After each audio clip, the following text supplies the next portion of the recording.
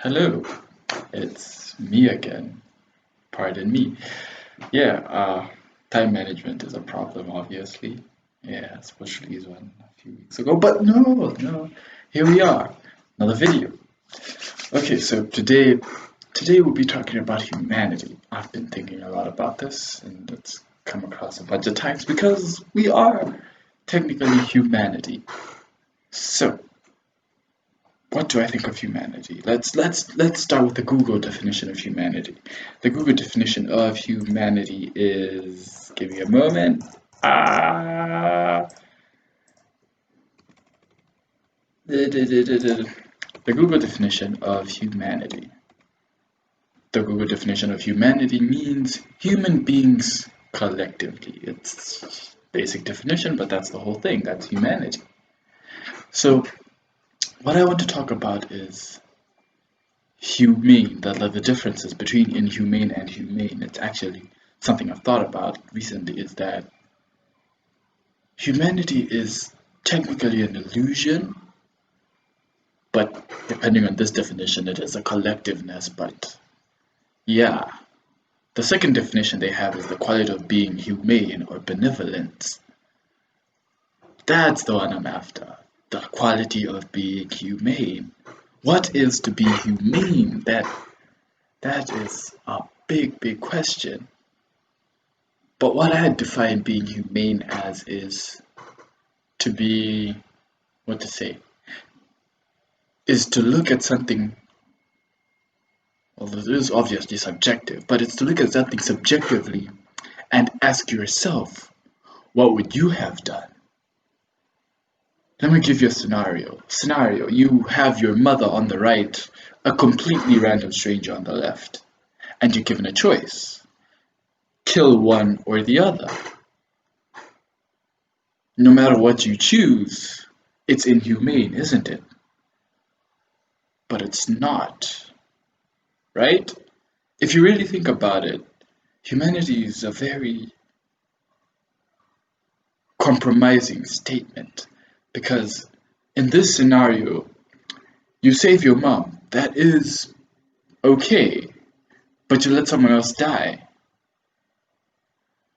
It's a complete stranger, yes, but it's still someone else. It's someone who could have lived to become the president, for all we know.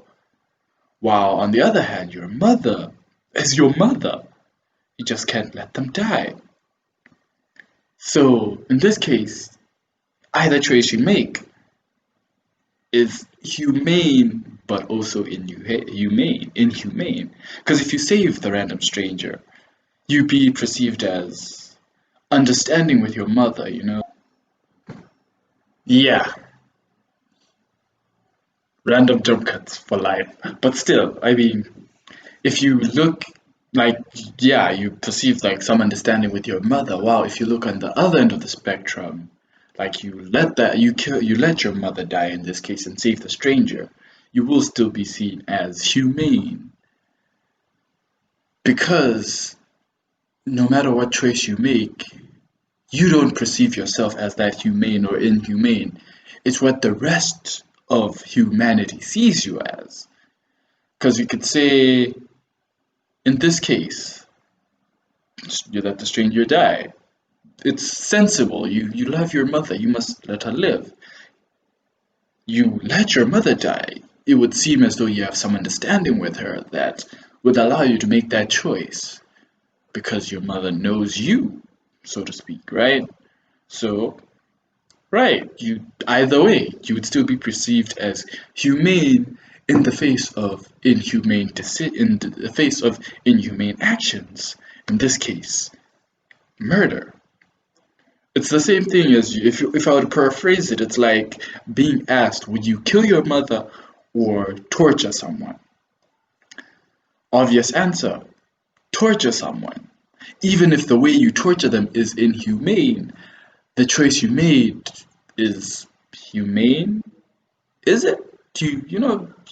Letting someone live over the fact of torturing someone. Even if the extent of that torture is inhumane, you'd still be considered humane. Thus comes the problem of humanity. It's not held based on a definition, it's held based on what would you do? Because in the face of inhumane decisions, people weigh them in the sense of what would they do? You get, I mean, it does make some type of sense at least, because that's how humanity is based off of compromises. Simply put, let's say there are two rooms. In one room, there is a stranger. In the other room, there is your bare acquaintance, someone you just literally met today. Like you said, hello, hello, my name is this, your name is that, whatnot, right? And you're given two options. In 5 minutes, you have the choice: kill one or kill the other. If you kill one, the other lives. If you kill the other lives. What would you choose? Would you kill the complete stranger or kill your bare acquaintance? With the 5 minute stopgap, right? So in this case, you decide, let me kill the stranger because I know nothing of them. I have no direct connection with them. And this choice, you make it in the 5 minute time frame, right? After you make it in the 5 minute time frame, you decide, let me kill the stranger. You kill the stranger. And after you kill the stranger, well, another random jump cut. Thank you, running out of storage. But yeah, let's keep going. So you decide to kill the stranger, and after you kill the stranger, the time minute frame comes to an end. Like after that 5 minutes, and you're let go. Let's say the person who held you three captive comes to you and is like, if you hadn't made a choice in 5 minutes, I'd have let everyone go free. Now, after this statement is released, let's say this scenario is brought to the general public, right? Where the person comes and tells the world that I was held captive and I was told that I must kill either one of them. If not, if I kill this one, the other one will die. If I don't kill this one, the other one will die, right? Sorry, let me paraphrase it. Yeah, okay, let's leave it like that. And so you chose one to kill and that person died. But the person who held you captive went on and said, but I never told you any conditions at the end. So my condition is if you don't pick anyone, if you are indecisive the whole way around, I won't kill anyone. In this scenario, everyone will say you're inhumane. Reason being, you killed someone when someone didn't need to die. But the knowledge of this scenario was completely out of your reach. Your choice to you was humane because either one dies or we all die, or so you concluded. But even if you just concluded, if you just keep to the point, you'd still be considered inhumane. Because yes, people may ask themselves, what would I have done? But because everyone holds themselves in a high point of view, it wouldn't be them looking at you and being like, let me think this through. If this was me, I would have also done the same thing. But wait, I believe I'm better than that. I believe I wouldn't have made that same choice. I believe I would have looked through everything and made a better choice. Because as humanity, we always think of ourselves as better than the next. At least to this degree, to the degree of judging humane and inhumane. So, what is humanity in this case? I'd say humanity is a series of what would I do if I was. No, sorry. What would I do because I am more humane? You understand? Because if you think about it like that, in every single scenario, everyone would always pick the thing that would make them think or feel like they're not as bad as the person who actually did that. So humanity is indeed an illusion based on subjective idealism, subjective thoughts about something. It's just completely an illusion. At least that's the conclusion I've come to. I mean, where else would you be without the concept of humanity? If there was a set in stone rule of thumb of what humanity is, then it would really be confusing. Because you know how in the law itself, there is murder, then there is manslaughter. These two are very different things of the same. Accidentally killing someone, manslaughter. Killing someone, murder, right? What defines the two? What separates the two? I mean, it might be an accident, yes, but was it really? Was it not just person's decision like,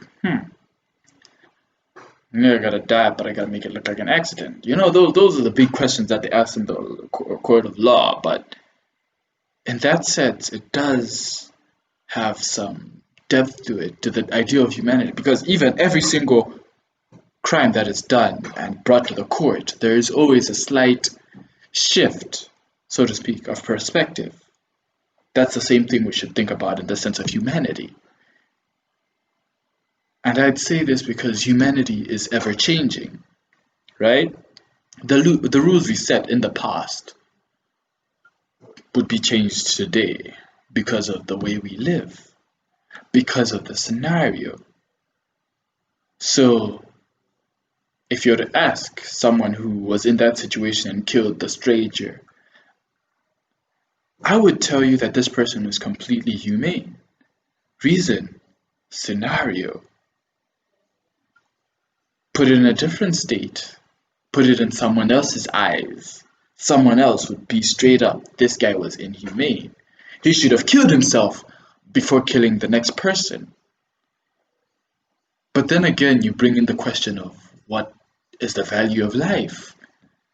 How is my life less valuable than his, and how is his life less valuable than mine? So I'd say any choice he would have made in this scenario would have remained inhumane